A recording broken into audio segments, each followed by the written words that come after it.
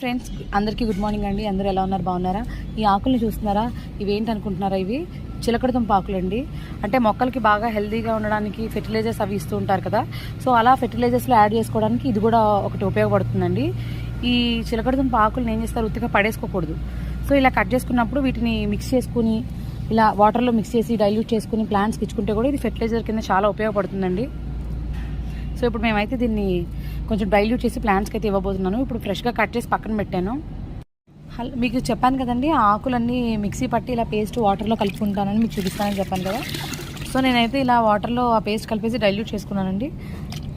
ఇప్పుడు ఈ నీళ్ళన్నింటినీ కూడా మొక్కలకి ఇచ్చుకుంటూ వెళ్తాను.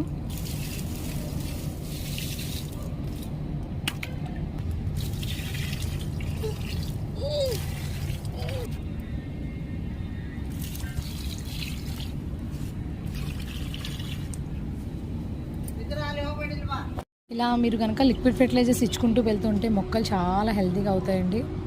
ఇది మీ అందరికీ యూజ్ అవుతుంది అనుకుంటున్నాను. చూసారు కదా, మా ప్రతి ప్లాంట్స్కి నేను ఇలాగే ఇచ్చుకుంటాను. ఈ వీడియో మీ అందరికీ యూజ్ అవుతుంది అనుకుంటున్నానండి. నా వీడియో మీకు నచ్చితే లైక్ చేయండి, షేర్ చేయండి, కామెంట్ చేయండి. తప్పకుండా సబ్స్క్రైబ్ కూడా చేసుకోండి. Thank you so much.